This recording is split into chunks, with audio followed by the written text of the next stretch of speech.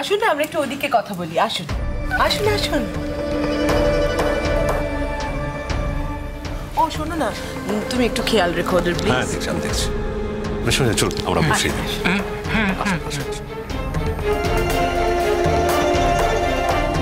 বলছি,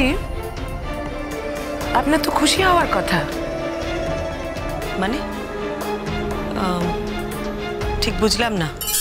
আমার দাদা ভাই বিয়ে না করলে তো আপনার খুশি হওয়ার কথা। এই যে দেখুন না, আপনি জেনে এসেছেন আমার দাদা ভাইয়ের বিয়ের পার্টিতে আসছেন, অথচ এসে দেখছেন বার্থডে সেলিব্রেট হচ্ছে। আপনার ভালো লাগছে না বলুন? কেন এরকম বলছেন বলুন তো, ঠিক বুঝতে পারছি না। একটা কথা বলছি, একটু ভেবে দেখবেন। আপনি তো সংসারী মানুষ, আপনার হাজবেন্ডের সঙ্গে ডিভোর্স হয়ে গেছে, সে যাই হোক না কেন, আফটার অল আপনি একজন মধ্যবয়স্ক মহিলা, আপনার তিনটে সন্তান রয়েছে। আপনি যদি আমার দাদা ভাইয়ের সঙ্গে এইভাবে জড়িয়ে যান, তাহলে তো আমার দাদা ভাইয়েরও রেসপন্সিবিলিটি বাড়ে, তাই না? আমি আপনার কথা ঠিক বুঝতে পারছি না। না বোঝার তো কিছু নেই, সারা শহর তো জানে আপনি দাদা ভাইকে কিভাবে আঁকড়ে থাকেন। দাদা ভাইয়ের ফ্ল্যাটে গিয়েও তো উঠেছিলেন। আপনি বোধহয় সবটা ঠিক জানেন না। যা জানি তা ঠিকই জানি। আমার দাদা ভাই আমাদের বাড়ি ছাড়া কোথাও থাকতো না, অথচ এখন দেখুন আপনাদের বাড়িতে অর্ধেক সময় পড়ে থাকে। এটা যে আমাদের জন্য কতটা এম্বারেসিং তা একবারও ভেবে দেখেছেন? তা আপনি আপনার দাদাকে বারণ করেন না কেন? শুনুন, মেয়েদের না অনেক বুঝে শুনে চলতে হয়। আমার দাদা ভাই খুব ফ্রি মাইন্ডেড, বরাবরই বিদেশে থেকেছে, আর সোশ্যাল ট্যাবু খুব একটা মানে টানে না। তবে আপনি তো বিদেশে থাকেননি, এই শহরের হাল হকিকত সবকিছু আপনি জানেন। আচ্ছা ধরে নিলাম আপনাদের মধ্যে তেমন কোনো সম্পর্কই হয়নি, কিন্তু আমার দাদা ভাই যদি আপনার আর আপনার 3 ছেলে মেয়েকে নিয়ে সারাক্ষণ থাকে, তাহলে লোকজন সেই সম্পর্কটা তৈরি করতে তো বিন্দুমাত্র সময় নেবে না। সেটাই হয়েছে। আমার ননদের সাথে তো দাদা ভাইয়ের বিয়ে দেওয়ার চেষ্টা করেছিলাম, দাদা ভাই রাজি হলো না, বললো না বিয়ে করব না। আপনার দাদা কি আজ বলছেন বিয়ে করব না? মানে আমার সঙ্গে তো আপনার দাদার বহু বছর যোগাযোগই ছিল না, এই কিছুদিন হলো আমাদের যোগাযোগ হয়েছে। তো এতদিন আপনি আপনার দাদার বিয়ের চেষ্টা করেননি কেন? দাদা তো তখন এত আসতোই না, আর এখন কলকাতা ছেড়ে যেতেই চায় না। দাদার সব ব্যবসাপত্র নষ্ট হয়ে যাচ্ছে আপনাদের জন্য। এই কথাগুলো আপনাকে অনেকদিন ধরে আমার বলার জন্যই কি আমাদের ইনভাইট করেছেন? খানিকটা সেই জন্যও বটে। আমাদের সংসারে এইসব নিয়ে খুব প্রবলেম চলছে। প্লিজ প্লিজ আমার দাদা ভাইয়ের জীবন থেকে সরে যান। আমি আপনার দাদার জীবনে আছি এ ব্যাপারে কি আপনি নিশ্চিত? যা পৃথিবীর সবাই জানে তা আপনি অস্বীকার করে কিন্তু কোনো লাভ হবে না। যাক, আপনি আজ আমাদের বাড়ির অতিথি, এর বাইরে আমি বেশি কথাই বলবো না আপনার সাথে। আর হ্যাঁ, একটা কথা, এখনো যদি আপনি এই সম্পর্কটাকে টিকিয়ে রাখার চেষ্টা করেন, তাহলে কিন্তু আমরা অন্য পথ বেছে নিতে বাধ্য হব। জানতে পারি কি পথ? জানতে পারবেন, নিশ্চয়ই জানতে পারবেন, ঠিক সময় মতো। আপনি জানেন নিশ্চয়ই আমার স্বামী বিশিষ্ট লয়ার, নাম শুনেছেন তো? না মানে সেটাই বলছি। আপনার দাদা তো অ্যাডাল্ট, তিনি নিজের থেকে যদি আমাদের বাড়িতে যান, আমার সাথে যোগাযোগ রাখেন, আমাদের সকলের সাথে যোগাযোগ রাখেন, আমাদের পরিবারের সাথে যোগাযোগ রাখেন, আইন কিভাবে আমাকে হেনস্থা করতে পারে সেটা না সত্যি আমার জানতে ইচ্ছে করছে।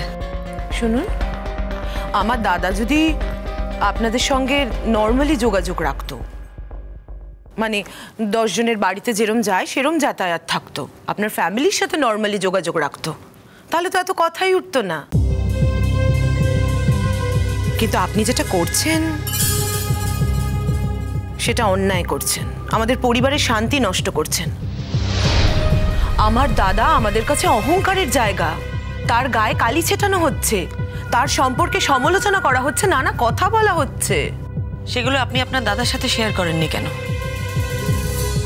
শেয়ার করিনি তা নয়, দাদা এগুলো উড়িয়ে দেয়।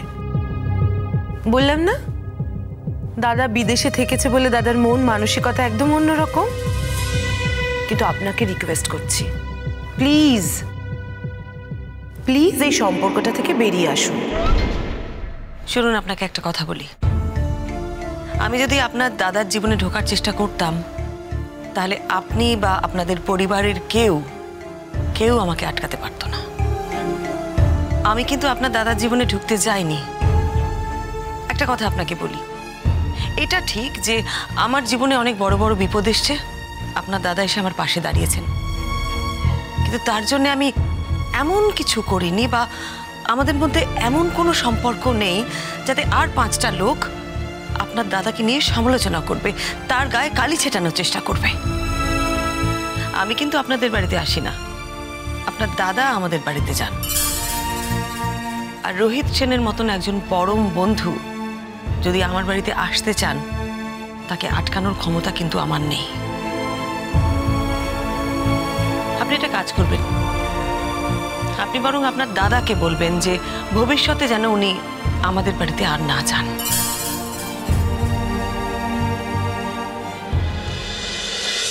বল বল কি ব্যাপার? মামু আমার কলেজের বন্ধুরা। ও আচ্ছা আচ্ছা, তোমাদের এত দেরি হলো কেন? আসলে বাড়ি হয়ে এলাম মামু, কলেজের পোশাকে ছিলাম তো। আচ্ছা আচ্ছা, ভেরি গুড ভেরি গুড। শোনো, সবাই কিন্তু একদম ভালো করে খাওয়া দাওয়া করে যাবে। দুদুল, আমি কিন্তু সবাইকে দেখতে পারবো না, তোর দায়িত্ব রইলো, ঠিক আছে? দেখুন না মামু, সর্বজিৎ আমাদের মিত্র। মিথ্যে? কিসের মিথ্যে? আরে না না মামু, অ্যাকচুয়ালি ওদের লেগ পুলিং করছিল বুঝলি। আরে তোরা দাঁড়িয়ে আছিস না, চল চল গল্প করতে, মামু লোকজন এসে চল চল চল চল।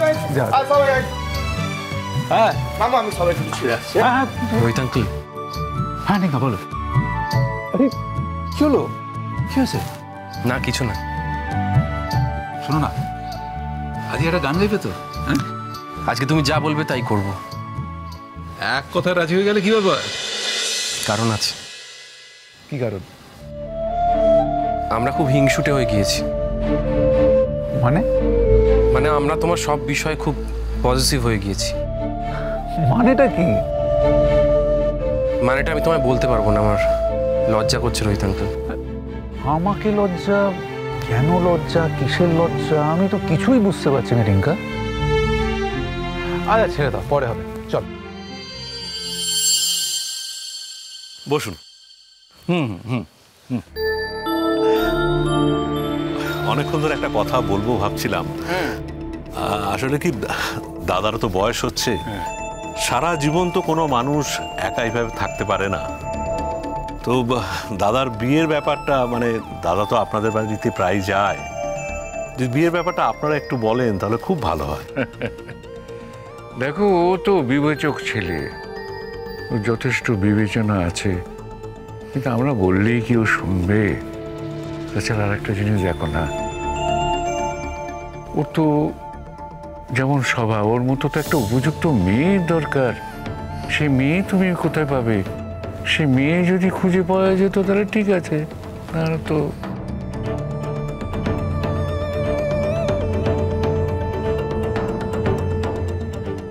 এত লেট হলে যে? কোথায় আবার লেট হলো? না মানে সবার সাথে এলি না, তোরা একা আলাদা। তাতে তোর এত অসুবিধা কিসের রে? দেখ, তুই ইনভাইট করেছিস, আমরা এসেছি। পার্থিব এসো। আরে কোথায় যাবে? মামুর বসে দেখা করো, চল আমি নিয়ে যাচ্ছি। না দরকার নেই, ওখানে রোহিত আঙ্কেল দাঁড়িয়ে আছে, আমি একা চলে যেতে পারবো। গেল রে, এই মেয়েটা সব কিছু মামুকে বলে দেবে।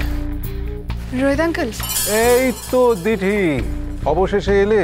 হ্যাঁ, আজ যদি তুমি না আসতে না, তোমার সাথে কিন্তু সাংঘাতিক ঝগড়া হতো। এরকম একটা শুভ দিনে আসবো না? আমি তো সেটাই ভাবছি। আচ্ছা, এসে তো বেশ পর্যন্ত করলে না আমাকে। না, সামনে এসে উইশ করবো বলেই আগে করিনি। আজ তো তোমাকে একা উইশ করা যাবে না আবার। কোথায় আন্টি? আজ কেস খাওয়াই, বলাই তো উচিত, তুই যেরকম মিথ্যে কথা বলেছিস। দেখ না কিরকম আপসেট হয়েছে, দেখ যেন নিজের বাবার আবার বিয়ে হলে এরকম ছেলেমেয়েরা আপসেট হয়। আর ওটা একটা টেস্ট ছিল। কি আজে বাজে কথা বলছিস? আজে বাজে কথা না, তুই জানিস না এদের ফ্যামিলির জন্য আমাদের ফ্যামিলিতে কত অশান্তি হচ্ছে। আন্টি মানে? বাহ, তুমি বুঝতে পারছো না আন্টি মানে কার কথা বলছি? লিটি, এই ভুলটা আমরা সবাই করেছি। আজকে রোহিত আঙ্কেলের জন্মদিন।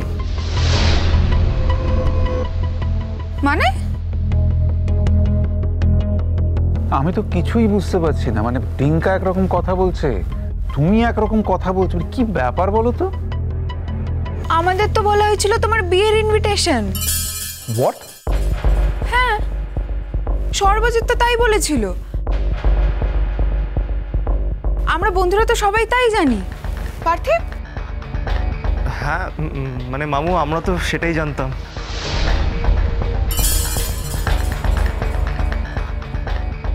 সর্বজিৎ বলেছে? দুদুল শোন একবার। হ্যাঁ মামু। হ্যাঁ মামু। কি বলেছিস? আমার বিয়ে? মামু আমি ওদের মজা করেই বলেছিলাম। আমি তোমার মজা করার পাত্র? ঠাট্টার পাত্র আমি?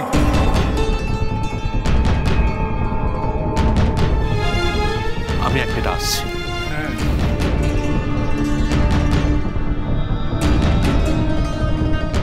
সরি মামু। ওসব সরি ফরি পরে হবে, আগে বলে সব অসভ্যতা কোথা থেকে শিখেছিস তুই? কি হয়েছে দাদা ভাই, কি হয়েছে? কি করেছে সর্বজিৎ? তোমাদের সুপুত্র সবাইকে বলে বেরিয়েছে আজ আমার বিয়ে, আর সবাইকে আমার বিয়ের নেমন্তন্ন করেছে। কি রে, তুই এসব বলেছিস কেন?